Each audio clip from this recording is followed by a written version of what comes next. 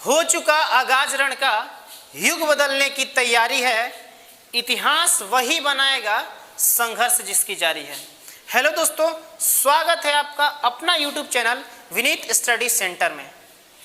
जैसा कि हमने आपसे कहा था कि हम फिजिकल केमिस्ट्री का जो पहला पार्ट है ठोस अवस्था वो स्टार्ट करेंगे और आज हम आपका ठोस अवस्था का पहला वीडियो लेके आए हैं। चलिए ज़्यादा समय न लेते हुए हम आज के इस वीडियो का शुरुआत करते हैं।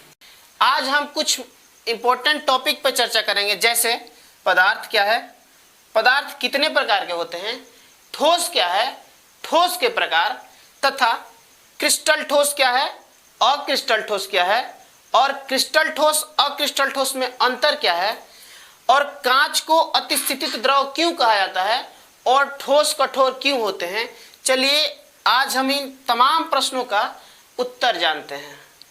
सबसे पहले हम लोग पदार्थ पर चर्चा करते हैं कि पदार्थ क्या है। दुनिया में जितनी भी वस्तुएं हैं जिसमें कुछ द्रव्यमान होता है और जो कुछ स्थान घेरती है वो सभी चीज़ें पदार्थ हैं।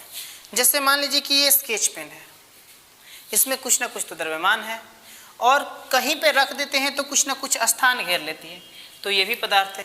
मतलब जितनी वस्तुएं हैं जिसमें कुछ द्रव्यमान होता है और कुछ स्थान घेरती है वो सभी पदार्थ हैं।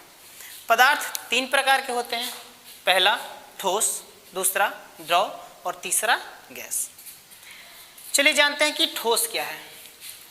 ठोस जो है उसमें आकार और आयतन दोनों निश्चित होता है। मतलब ठोस का आकार भी निश्चित होता है और आयतन भी निश्चित होता है। इसका मतलब कि अगर ठोस का आकार मेरे हाथ में, मान लो ये स्केच, ये ठोस है, इसका आकार मेरे हाथ में ऐसा है, अगर क्या हम इसको बेंच पे रख दें तो इसका आकार चेंज होगा? कभी नहीं चेंज होगा। इसीलिए कहा जाता है कि ठोस का आकार निश्चित होता है, इसका आयतन भी निश्चित होता है। दूसरा नंबर द्रव। द्रव का आकार अनिश्चित होता है। इसका मतलब समझिए पहले कि द्रव का आकार अनिश्चित होता है, इसका मतलब क्या है। इसका मतलब कि मान लो कि ये बोतल है, इसमें पानी है, इसमें का पानी जब बोतल में है तो ये बोतल का आकार क्या है। अगर मान लो कि इसमें जो पानी है इसको हम फर्श पे गिरा देते हैं, मान लो कि इसमें का पानी हम फर्श पे गिरा देते हैं, तो क्या गिरा हुआ पानी अब बोतल का आकार का है? नहीं, अब उसका आकार बदल गया। इसीलिए बोला जाता है क्या कि द्रव का आकार अनिश्चित होता है, निश्चित नहीं होता है। द्रव का आयतन निश्चित होता है। इसका मतलब कि अगर मान लो कि द्रव, इसमें मान लो कि आधा लीटर पानी है, इसमें आधा लीटर पानी है, अगर ये पानी को उठा के हम बाल्टी में डाल दें तो क्या यह पानी आधा लीटर से 1 लीटर हो जाएगा? कभी नहीं होगा। आधा लीटर अगर इसमें है तो आधा लीटर उसमें है, आधा लीटर उसमें। इसीलिए बोलते हैं कि इसका आयतन निश्चित होता है, ये चेंज नहीं होता है। तीसरा नंबर गैस का आकार और आयतन। गैस का आकार अनिश्चित होता है। अगर गैस को हम खुली जगह पर छोड़ दे तो चारों तरफ फैल जाएगा, अगर उसको हम गुब्बारा में भर दे तो उसका आकार गुब्बारे के आकार का हो जाएगा। तो उसका आकार क्या होता है? अनिश्चित होता है। उसका आयतन भी निश्चित होता है। वो यहाँ पे मान लो कि इतना जगह घेरा हुआ है, अगर इसको खुली जगह पे छोड़ दे तो वो पूरा फैल जाएगा, पूरा जगह घेर लेगा। तो इसीलिए बोलता है क्या कि द्रव का जो है आयतन अनिश्चित होता है। चलिए जानते हैं ठोस कितने प्रकार का होता है। ठोस दो प्रकार के होते हैं, पहला क्रिस्टलीय ठोस और दूसरा अक्रिस्टलीय ठोस। क्रिस्टलीय ठोस किसे कहते हैं?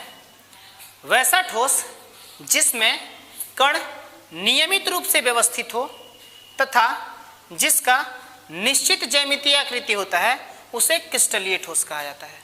जैसे लोहा, सोना, चांदी इत्यादि।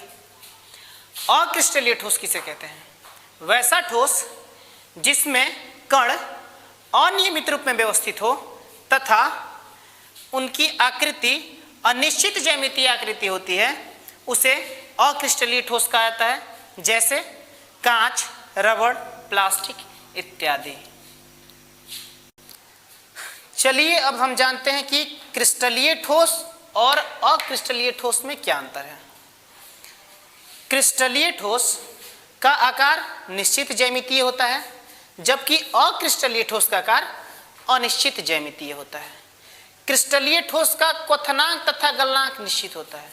इसका मतलब कि क्रिस्टलीय ठोस में जो भी ठोस है वो कितना डिग्री सेल्सियस पे ठोस से द्रव में बदलेगा और कितना डिग्री सेल्सियस से द्रव में गैस में बदलेगा, ये बात हमको पता रहता है। लेकिन अक्रिस्टलीय ठोस में ऐसा नहीं होता है, अतः अक्रिस्टलीय ठोस का क्वथनांक तथा गलनांक अनिश्चित होता है।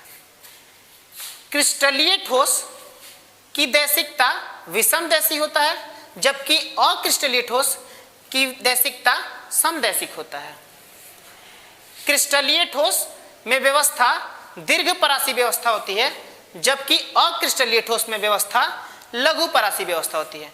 अब दीर्घ परासी व्यवस्था और लघु परासी व्यवस्था का मतलब समझिए ध्यान से कि क्या होता है।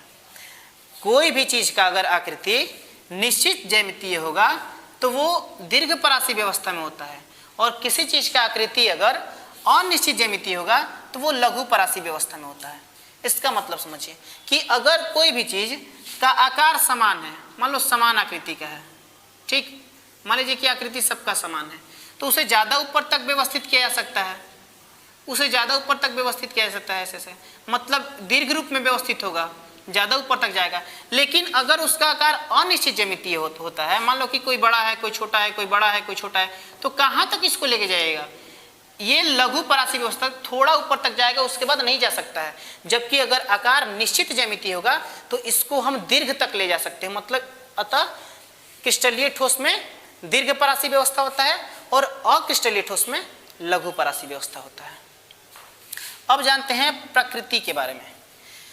क्रिस्टलीय ठोस की प्रकृति अस्थायी ठोस होता है, जबकि अक्रिस्टलीय ठोस की प्रकृति अतिस्थितित द्रव या अस्थायी ठोस होता है। चलिए अब हम जानते हैं कि कांच को अतिस्थितित द्रव क्यों कहा जाता है। कांच के कण द्रव की तरह गति करती है, परंतु यह गति इतनी मंद होती है कि हमें दिखाई नहीं देती। यही कारण है कि कांच को अतिस्थितित द्रव कहा जाता है।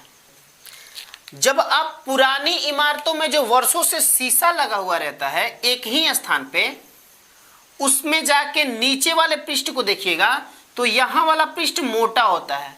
उसका कारण क्या है कि वर्षों से जो शीशा लगा है उसमें का जो कण है वो मंद गति करते करते यहाँ पे नीचे इकट्ठा हो जाती है, और यहाँ वाला पृष्ठ मोटा हो जाता है और ऊपर वाला पृष्ठ पतला हो जाता है। इसीलिए कांच को अतिस्थितित द्रव कहा जाता है। अगला प्रश्न, ठोस कठोर क्यों होता है? ठोस के कण केवल एक बिंदु के आगे पीछे दोलन करते हैं, जिसके कारण इनके प्रत्येक कणों के बीच अंतर आणविक बल कार्य करता है, जो इसे अलग होने से रोकती है। यही कारण है कि ठोस कठोर होते हैं। इसका मतलब समझिए कि ठोस के जो ये कण होते हैं वो केवल एक बिंदु के आगे पीछे बस दोलन कर पाते हैं, जिनके कारण इनमें प्रबल अंतर आणविक बल कार्य करता है। अंतर आणविक बल मतलब इसके अंदर जो अणु है उनके बीच जो बल होता है उसे अंतर आणविक बल कहते हैं। तो वो अंतर आणविक बल कार्य करता है जो ये सब कण है इसे अलग होने से रोकता है, अतः ठोस कठोर होता है। चलिए आज के लिए बस इतना ही। मिलते हैं अगले वीडियो में नए प्रश्नों के साथ। धन्यवाद।